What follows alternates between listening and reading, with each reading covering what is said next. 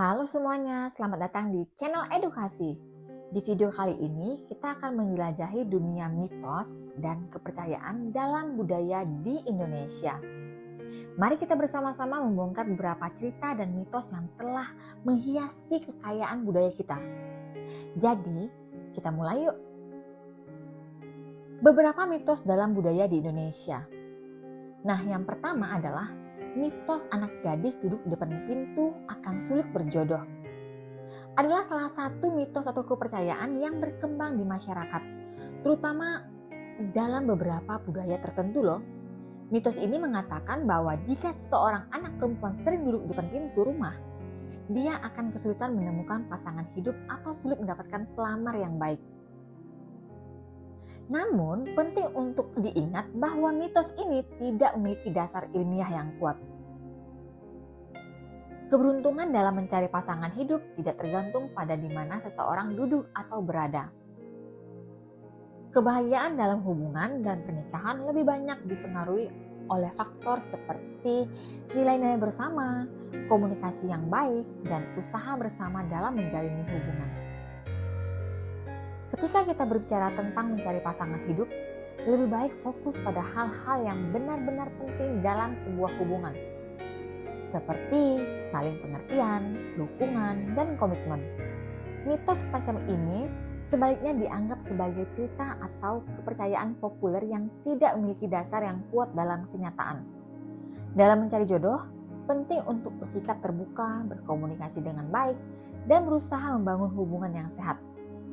Percaya atau tidak, tinggal diambil sisi positifnya saja. Bahwasanya duduk di depan pintu akan menghalangi orang lewat, sehingga duduk di depan pintu menunjukkan ketidaksopanan pada orang yang hendak lewat. Jadi tidak ada hubungannya dengan jodoh. Nah, yang kedua, keluar rumah saat maghrib bisa diculik wewe gombel.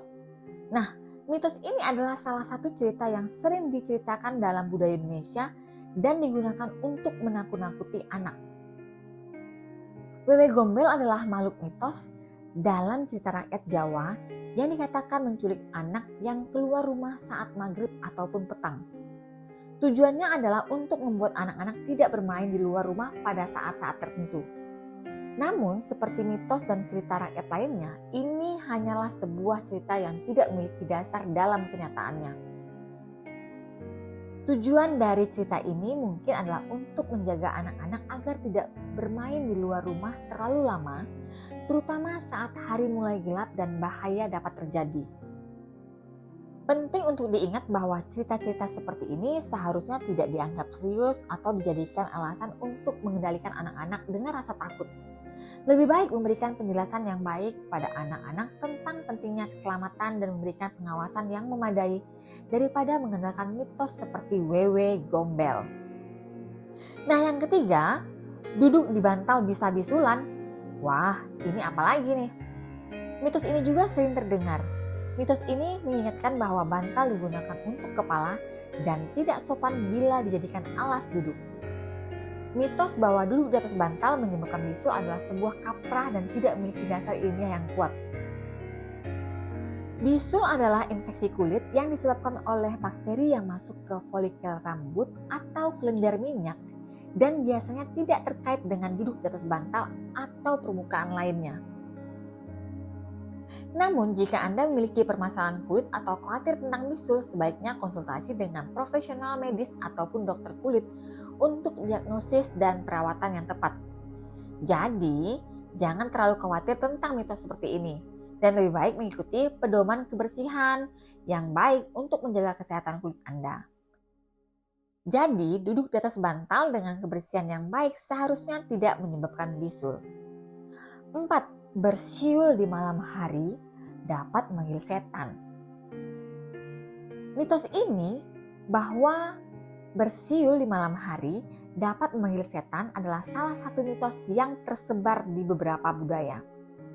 Cerita-cerita seperti ini sering digunakan untuk menakut-nakuti anak-anak atau orang-orang agar tidak bersiul di malam hari. Mitos semacam ini biasanya tidak memiliki dasar ilmiah dan lebih merupakan cerita rakyat atau kepercayaan yang berkembang dalam budaya tertentu. Setan dan makhluk supernatural adalah elemen umum dalam berbagai cerita rakyat dan mitos di seluruh dunia. Namun, kepercayaan seperti ini cenderung berasal dari legenda dan kebudayaan, bukan dari realitas. Penting untuk diingat bahwa mitos seperti ini sebaiknya tidak dianggap serius atau dijadikan alasan untuk membatasi perilaku seseorang. Tanpa disadari, mungkin Anda pernah bersiul di malam hari, lalu ditegur oleh orang yang lebih tua. Mereka mengatakan bersiul di malam hari dapat memanggil setan. Terlepas dari itu, bersiul di malam hari nyatanya mengganggu keluarga atau tetangga yang sedang beristirahat.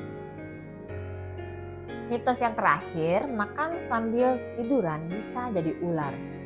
Terlepas dari mitos ini, makan sambil tiduran berbahaya untuk kesehatan loh. Membawa makanan ke tempat tidur juga membuat kasur jadi lebih kotor. Mitos semacam ini umumnya digunakan sebagai cara untuk mencegah orang makan sambil tiduran, yang dianggap kurang sehat karena dapat menyebabkan masalah pencernaan. Namun, tidak ada dasar ilmiah yang mendukung klaim bahwa makan sambil tiduran dapat mengubah seseorang menjadi ular. Proses pencernaan dalam tubuh manusia adalah proses biologis yang kompleks dan tidak memiliki hubungan dengan posisi tubuh saat makan. Meskipun ada rekomendasi kesehatan untuk makan dengan posisi duduk atau tegak untuk mencegah masalah pencernaan, mitos bahwa makan sambil tiduran dapat mengubah seseorang menjadi ular harus dianggap sebagai cerita yang tidak memiliki dasar dalam kenyataan. Sebaliknya, kita mengikuti pedoman kesehatan yang baik untuk menjaga pencernaan yang sehat, tetapi mitos semacam ini sebaiknya tidak diambil secara serius. Nah, itu adalah 5 mitos yang sering dipercayai oleh orang-orang Indonesia. Sekian pembahasan kita mengenai beberapa mitos dalam budaya Indonesia. Semoga video ini memberikan wawasan dan pemahaman yang lebih mendalam tentang warisan budaya kita. Jangan lupa untuk like, subscribe, dan tinggalkan komentar jika Anda memiliki mitos favorit Anda atau ingin berbagi cerita mengenai mitos. Terima kasih telah menonton dan sampai jumpa di video selanjutnya. Salam edukasi!